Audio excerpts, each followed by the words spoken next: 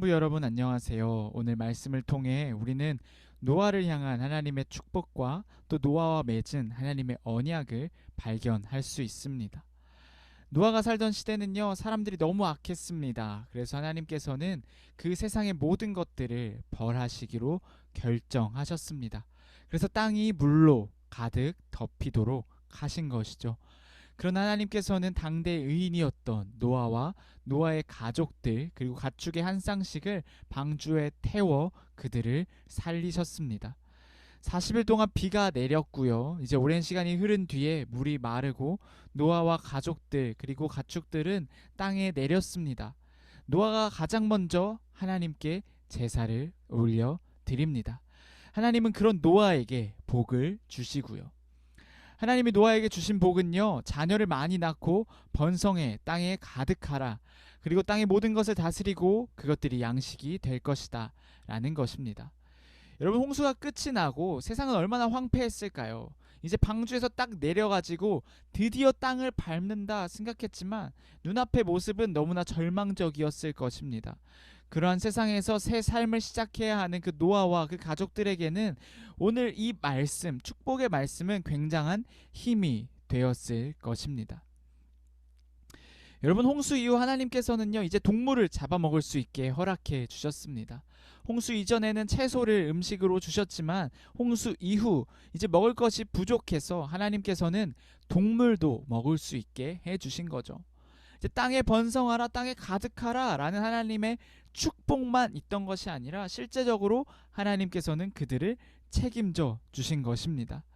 그러나 동물을 잡아먹을 수 있게 하셨으나 반드시 피가 있는 채로 먹어서는 안 됐습니다.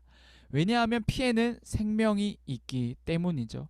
그렇기 때문에 하나님은 이 피의 생명을 유지하는 데 꼭 필요한 것이기 때문에 하나님께서는 생명의 존엄성을 깨닫게 하시고 생명을 경시하는 것을 막게 하기 위해 이 동물을 핏째 먹을 수 없게 하셨습니다. 또한 생명의 주권이 하나님께 속한 것임을 계속해서 보여주고 계신 것이죠. 더 나아가 구약시대의 제사에는요, 인간의 죄를 대신해서 제사를 드릴 때 이 짐승의 피를 흘려 죽음으로 그 죄가 속죄되었습니다. 이때 흘린 짐승의 피는요, 장차 이 땅에 오셔서 십자가에 피 흘려 죽으심으로 우리를 죄에서 구원해 주신 그리스도의 희생을 예표하는 것이기도 합니다. 이처럼 그리스도의 피는 죄로 죽은 생명을 살리는 보혈이고 또 오늘 말씀에 나오는 짐승의 피는 이 그리스도의 피를 예시하는 것이기 때문에 함부로 취급하는 것은 엄격히 금했다라고 할 수 있는 것이죠. 나아가 하나님께서는 생명의 소중함을 이야기하십니다. 생명의 피 흘리지 말 것이며 또 그 피를 흘린다면 반드시 책임을 져야 한다라고 말씀하고 계신 것이죠. 더욱이 하나님의 형상을 부여받은 인간은요, 그 인간을 파괴하는 행위는 그 안에 내재되어 있는 하나님을 파괴하는 행위이기도 합니다. 그렇기 때문에 그것은 금지인 것이죠. 노아가 마주한 세상은요, 홍수가 휩쓸고 간 세상이었을 것입니다. 아무것도 없는 세상, 이제 다시 모든 것을 처음부터 시작해야 되는 세상인 것이죠. 게다가 노아는 알고 있었습니다. 이 홍수가 왜 일어난 것인지. 인간의 죄 때문에 일어났다라는 사실을 말이죠. 다시 죄를 지으면 이러한 상황이 또 일어나지 않을까 하는 그 두려움이 노아의 마음에는 있었을지도 모르겠습니다.